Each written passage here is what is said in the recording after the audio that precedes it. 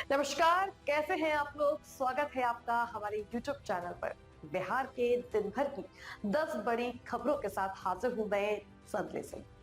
खबरों की शुरुआत करें उससे पहले आपसे अनुरोध करते हैं कि यदि आपने हमारे चैनल को सब्सक्राइब नहीं किया है तो आज ही सब्सक्राइब करें ताकि बिहार की ताजा तरीन और राजनीति से जुड़ी हर अपडेट आपको हर दिन मिलती रहे। तो चलिए करते हैं खबरों की शुरुआत। खबरों की शुरुआत राजधानी पटना से करते हैं, जहां बिहार विधानसभा के विशेष सत्र के दूसरे दिन विधानसभा अध्यक्ष का चुनाव संपन्न हुआ है और बीजेपी के वरिष्ठ विधायक डॉक्टर प्रेम कुमार को निर्विरोध 18वीं विधानसभा अध्यक्ष के रूप में चुना गया। प्रेम कुमार ने 1 दिसंबर को अध्यक्ष पद के लिए नामांकन किया था और किसी अन्य उम्मीदवार ने इस बार नॉमिनेशन नहीं भरा। एनडीए में उनके नाम पर पहले से सहमति बनी हुई थी, जिसके बाद उन्होंने औपचारिक रूप से नामांकन दाखिल किया। सीएम ने पूरे सदन की ओर से प्रेम कुमार का अभिनंदन किया। विधानसभा अध्यक्ष बनते ही डॉक्टर प्रेम कुमार ने कहा कि वे सदन का संचालन विधानसभा की नियमावली और प्रक्रिया के अनुसार करेंगे और सभी दलों का सहयोग सुनिश्चित करेंगे। इस बार विधायक में 100 से अधिक नए सदस्य निर्वाचित हुए हैं, जिन्हें प्रश्नकाल, शून्यकाल, तारांकित एवं अतारांकित प्रश्नों की जानकारी देने के लिए विशेष कार्यशालाएं आयोजित की जाएगी। निर्वहन करने का काम करूंगा, आप सबों का सहयोग मिलेगा और निश्चित तौर पर मात्र 60 विधायकों का शपथ बच गया है। शपथ के बाद अध्यक्ष का चुनाव होगा, उसके बाद आगे कार्रवाई होगी। पक्ष और विपक्ष दोनों को साथ लेकर चलना होगा। बिल्कुल, सबका सम्मान होगा।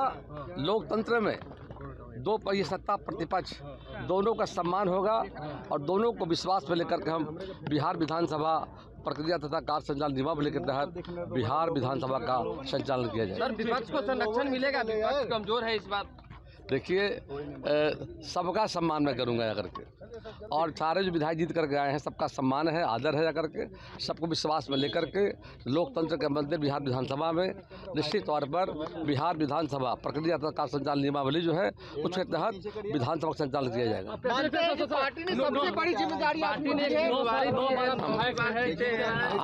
हम पार्टी के प्रति, देश के माननीय प्रधानमंत्री नरेंद्र भाई मोदी जी के प्रति, आदरणीय अमित शाह जी के प्रति, जेपी नड्डा जी के प्रति, बिहार के हमारे नेताओं के प्रति और माननीय मुख्यमंत्री जी के प्रति, एनडीए नेताओं के प्रति मैं आभार व्यक्त करता हूं। जो जिम्मेदारी मुझे कंधे पर दी गई है उसका निश्चित तौर पर हम जो नियम कानून कायदे हैं बिहार विधानसभा के उसके तहत हम संचालन करने का काम करेंगे। धन्यवाद।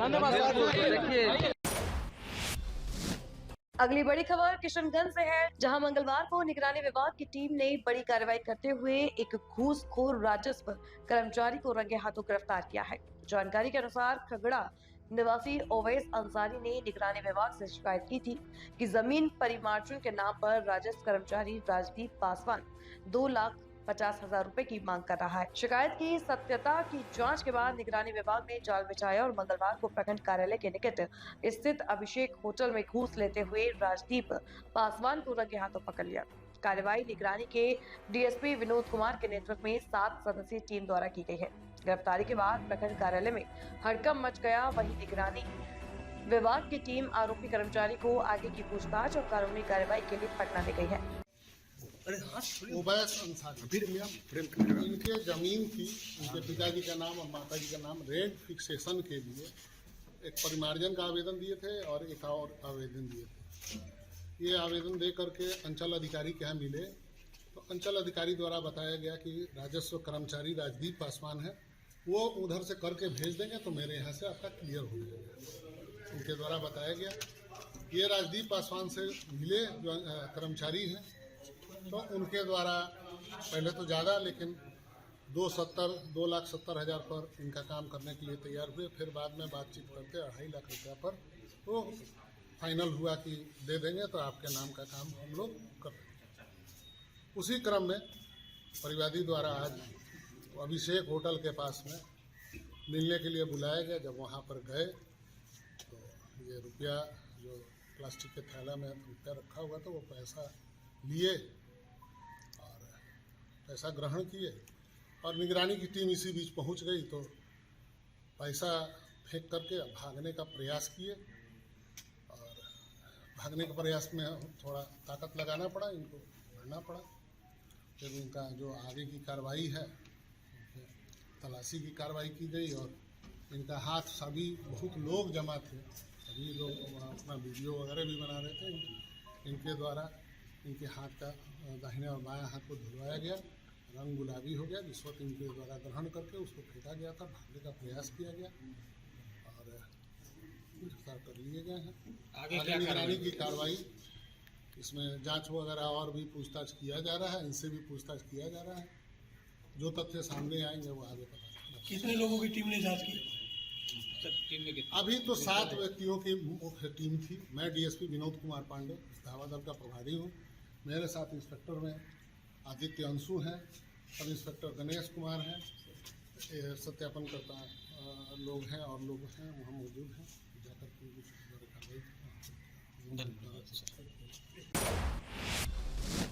इधर नालंदा से रहुई प्रखंड स्थित शिवनंदन नगर में अतिक्रमण हटाने की कार्यवाही से डरे महादलित परिवारों से मिलने मंगलवार को पूर्णिया सांसद पप्पू यादव पहुंचे। उन्होंने प्रशासन को चेतावनी देते हुए कहा कि 5 तारीख को अगर गरीबों के घर तोड़े गए तो बुलडोजर उनकी लाश पर से होकर गुजरेगा। पप्पू यादव ने कहा कि लोग 4-5 पीढ़ी से यहाँ रह रहे हैं और इसी जमीन पर सरकारी योजनाएं लागू हुई हैं। उन्होंने मांग की कि इसी पंचायत में 5 डिसमिल जमीन और आवास की व्यवस्था कराई जाए, उसके बाद ही हटाया जाए। उन्होंने 8 पीड़ित परिवारों को 10-10 हजार रुपए की आर्थिक मदद भी दी। इस दौरान उन्होंने दलित नेताओं पर भी निशाना साधा। कि आप चढ़ा दीजिएगा गाड़ी, हम आएंगे 5 तारीख को। यदि आप तोड़िएगा तो या तो सदन में मामला उठेगा, इसीलिए हम 8 परिवार को अभी 10-10 हजार की स्थिति नहीं थी। मैंने कहा कि अगले बार जिसका घर टूटा है उसका लिस्ट बनाइए, अब पूरे परिवार की हम मदद करेंगे और सरकार से आग्रह अंतिम करके जा रहे हैं। इसी पंचायत में जब तक 5 डिसमिल जमीन और घर बनाने का पैसा नहीं देते हैं तब तक 65 साल से जो परिवार 4-5 पुश्त रह करके अपनी जिंदगी जिया है और सरकार का पैसा लगाया है, रोड और बिजली और इंदिरावास बनी है, उस पैसे को बर्बाद मत कीजिए और हमारे गरीबों का घर खत्म है या जनता के लिए सरकार। हम तो पहले ही कहते हैं और हमारे नेता राहुल गांधी जी ने हमको यहाँ भेजा है।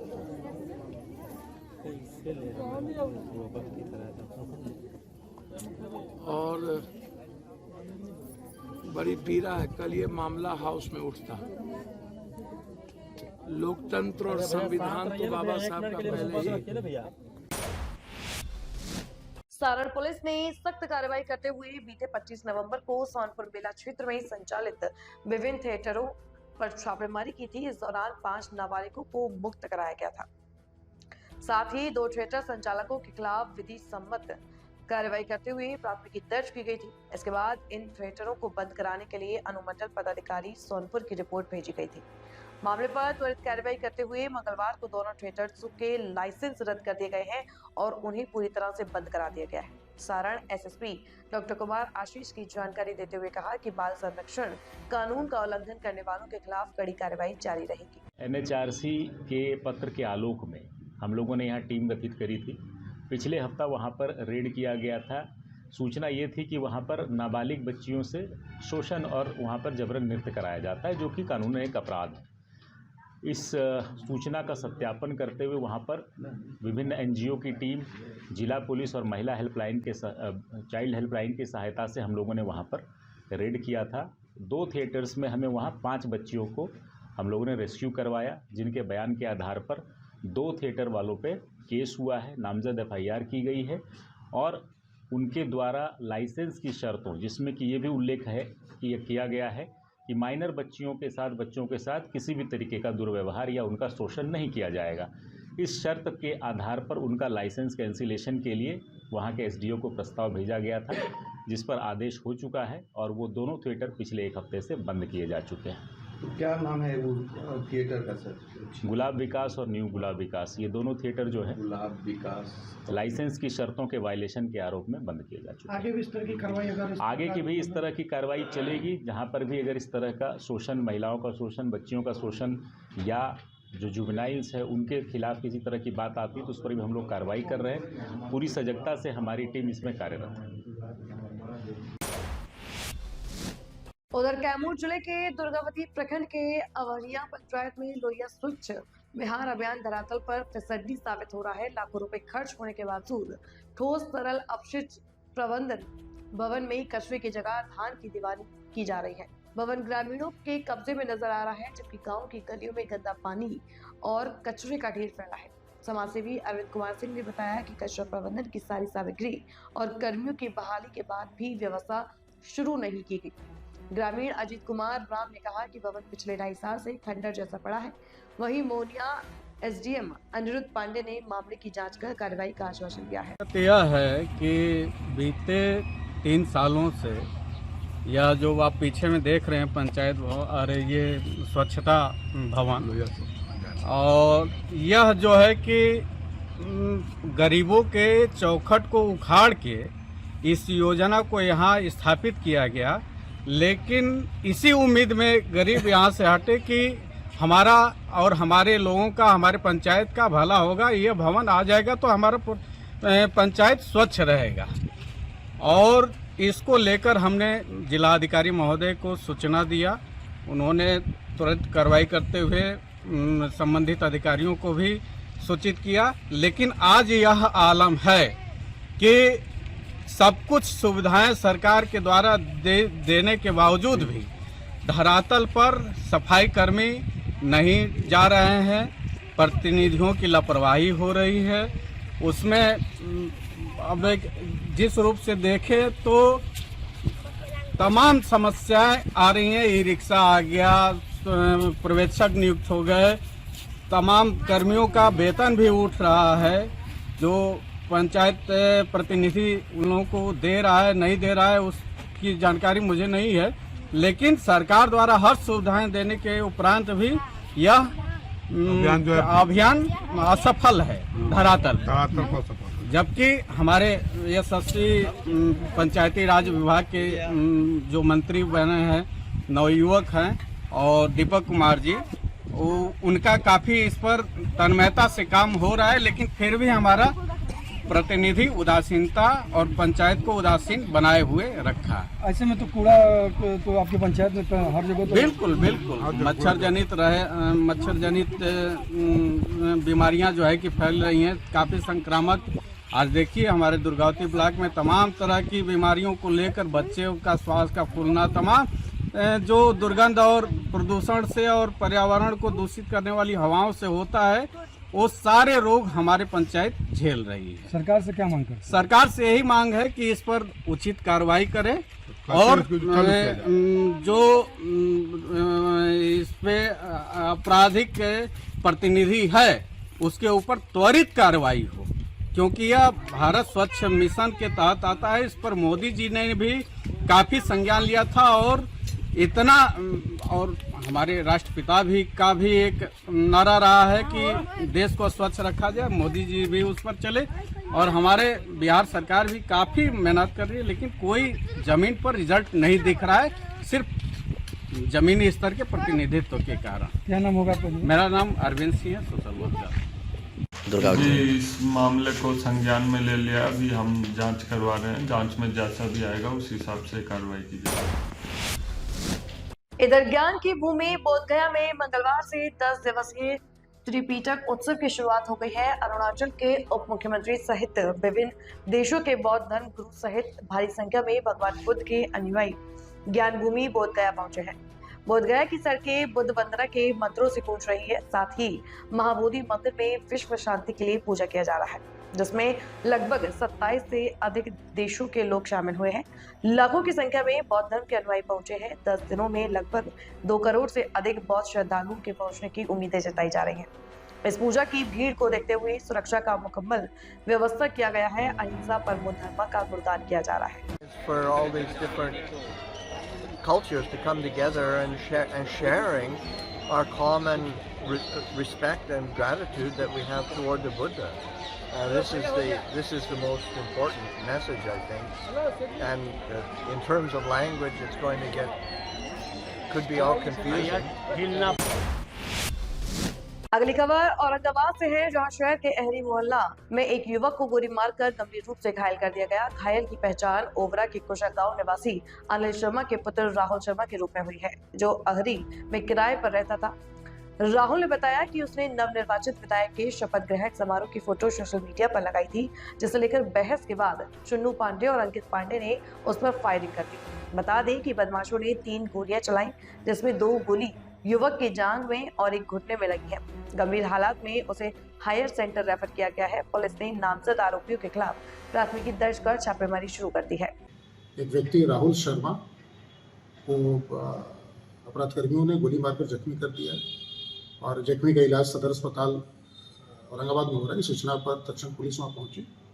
वहाँ जख्मी का बयान लिया गया। जख्मी द्वारा बताया गया कि वो ग्राम कुशा के रहने वाले हैं और कृष्णा नगर अहरी में किराए के मकान में रहते हैं और उनके गांव के बगल के ही कुछ लोग जो पूर्व परिचित इनके हैं और पूर्व की दुश्मनी भी है, उनके द्वारा गोली मार के नहीं जख्मी कर दिया गया है। जख्मों का निरीक्षण किया गया, कुल 3 गोलियां लगी थी। जख्मी की हालत ठीक है, मतलब खतरे से बाहर बताई गई। फिर भी चूँकि गोली पैर पे फंसी हुई थी, बेहतर इलाज के लिए उन्हें रेफर कर दिया गया है ट्रॉमा सेंटर के लिए। नामजद प्राथमिकी नगर थाने में अंकित कर ली गई है और सभी अपराधकर्मी चूँकि नामजद हैं, गिरफ्तारी के लिए लगातार छापेमारी की जा रही है और शीघ्र ही उन्हें गिरफ्तार किया जाएगा। इधर सिवान के लकड़ी नवीगंज लखनौरा सब्जी मंडी में खड़े एक लॉजिक ट्रक से सोमवार देर रात अज्ञात चोरों ने सैकड़ों लीटर डीजल चोरी कर लिया। सुबह चोरी का पता चलने पर ड्राइवर और खलासी में विरोध करते हुए NH 331 पर ट्रक खड़ा कर जाम कर दिया। इससे करीब 2 घंटे तक आवागमन ठप रहा। सूचना पर महाराजगंज DSP अमन कुमार मौके पर पहुंचे और थाना प्रभारी को कार्रवाई का निर्देश दिया। समझाने बुझाने के बाद ट्रक हटाया गया और जाम खुलवाया गया। पुलिस ने मामला दर्ज कर जांच शुरू कर दी है। बाढ़ अनुमंडल के अतमलगोला से बड़ी खबर सामने आई है, जहां गुप्त सूचना के आधार पर अतमलगोला पुलिस ने बड़ी कार्रवाई करते हुए 4 अपराधियों को गिरफ्तार किया है। उनके पास से एक राइफल, 2 देसी कट्टा और 10 जिंदा कारतूस बरामद किए गए हैं। गिरफ्तार आरोपियों के नाम रामपदारत राय, संजीव कुमार, राम कुमार और ओम प्रकाश राय बताए जा रहे हैं, जो अतमलगोला गंज के रहने वाले हैं। ग्रामीण SP अपराजित लोहान ने बताया है कि इन सभी ने पहले से कई मामले दर्ज हैं और ये लोग पुराने जमीन विवाद को लेकर किसी भी बड़ी वारदात को अंजाम देने के लिए एकजुट हुए थे। फिलहाल सभी से पूछताछ की जा रही है। 2025 को अतमलगोला थाना अंतर्गत एक गुप्त सूचना प्राप्त हुई, जिसके आधार पर अतमलगोला थानाध्यक्ष के द्वारा त्वरित कार्रवाई करते हुए छापामारी की गई रामनगर दियारा में। वहां से 4 व्यक्तियों को हथियार के साथ में गिरफ्तार किया गया है। हथियार में एक राइफल और 2 देसी कट्टा के साथ में 10 जिंदा कारतूस बरामद किए गए हैं। उन 4 लोगों का नाम है रामपदारत राय, उम्र लगभग 65 वर्ष, पिता का नाम स्वर्गीय शिवजी राय। दूसरा संजीव कुमार, उम्र 28 वर्ष, पिता का नाम जोगेश्वर राय। राम कुमार, उम्र 18 वर्ष, पिता का नाम मूनट राय। ओम प्रकाश कुमार, 18 वर्ष, पिता का नाम अरुण राय। ये चारों रामनगर दियारा गंज पर के रहने वाले हैं। इनका विवाद, जमीनी विवाद दूसरे एक पक्ष के साथ चल रहा था और उसी का सुलझावा करने के लिए ये लोग इसके सब हथियार को बरामद कर रहे थे, ऐसी सूचना मिली है। इसके अंदर अभी पूछताछ जारी है और अग्रिम कार्रवाई FIR दर्ज करके की जा रही है। भोजपुर के राजकीय अभियंत्रण महाविद्यालय में मंगलवार को जिला स्तरीय विज्ञान मेला आयोजित किया गया। कार्यक्रम का नेतृत्व DM तनय सुल्तानिया ने किया। मेला में छात्रों ने पर्यावरण संरक्षण, सड़क सुरक्षा, आर्टिफिशियल इंटेलिजेंस, नवीनीकरण, ऊर्जा और मॉडल मशीनरी जैसे नवाचारी प्रोजेक्ट प्रदर्शित किए। DM ने छात्रों के प्रयासों की सराहना करते हुए उन्हें हर संभव सहयोग का आश्वासन दिया है। कार्यक्रम में DDC, कॉलेज प्रशासन, शिक्षक और बड़ी संख्या में छात्र छात्राएं मौजूद रहे। जी बिल्कुल, गवर्नमेंट इंजीनियरिंग कॉलेज भोजपुर में आज departments of science and technology and technical education Bihar सरकार द्वारा ये यूथ फेस्टिवल चल रहा है लंबे समय से। उसके तहत आज राजकीय इंजीनियरिंग कॉलेज भोजपुर में साइंस फेस्टिवल या साइंस मेला का ऑर्गेनाइजेशन किया गया है, जिसके उद्घाटन समारोह में भी हम लोग सम्मिलित हुए हैं। इसमें इंजीनियरिंग कॉलेज के, हमारे ज़िला में अन्य जो प्राइवेट या गवर्नमेंट कॉलेजेस हैं उसके, और जो हमारे विभिन्न हाई स्कूल्स हैं उसके बच्चों ने अपना एक एग्जीबिशन लगाया है जिसमें काफ़ी इनोवेटिव प्रोजेक्ट्स देखने को मिले, चाहे वो रोड कंस्ट्रक्शन को देखकर है, ट्रैफिक मैनेजमेंट को देखकर है, हमारे एनवायरनमेंट को देखकर है, किसान भाइयों के लिए एग्रीकल्चर को देखकर है, या हमारे इंडस्ट्रियल एप्लीकेशन को देखकर है। तो बहुत अच्छा लगा कि जो बिहार सरकार की ये मंशा है कि हर ज़िले में इंजीनियरिंग कॉलेज है, हाई स्कूल्स को भी काफ़ी बढ़ावा दिया गया उनके इंफ्रास्ट्रक्चर और क्वालिटी पे, उसका एक फील्ड पे हम लोगों को इम्पैक्ट दिख रहा है। बच्चों ने काफ़ी कॉन्फिडेंस से नए प्रोजेक्ट्स बनाए हैं, इनोवेटिव प्रोजेक्ट्स बनाए हैं। हम ये भी पूरी तरह से प्रयास करेंगे कि हमारे सरकार की योजनाओं में और अन्य कंपनी से इनको जोड़कर हम लोग आगे बढ़ावा दें और इन सभी के उज्जवल भविष्य की भी हम कामना करते हैं। तो साथियों, आज के लिए बस इतना ही। कल फिर हाजिर होंगे बिहार की 10 बड़ी खबरों के साथ। मुझे दीजिए इजाजत। ताजा तरीन और राजनीति से जुड़ी खबरों के लिए आज ही हमारे चैनल को सब्सक्राइब करें और बेल आइकन दबाना ना भूलें, ताकि हर अपडेट्स आपको एक क्लिक पर मिलती रहे। और हाँ, कमेंट बॉक्स में अपनी प्रतिक्रिया जरूर दें, ताकि आपकी रुचि के अनुसार हम खबरों का चयन कर सकें। यदि आप भी हमारी टीम के साथ जुड़ना चाहते हैं तो नीचे दिए जा रहे संपर्क सूत्र पर आज ही संपर्क करें और बने हमारी टीम का हिस्सा।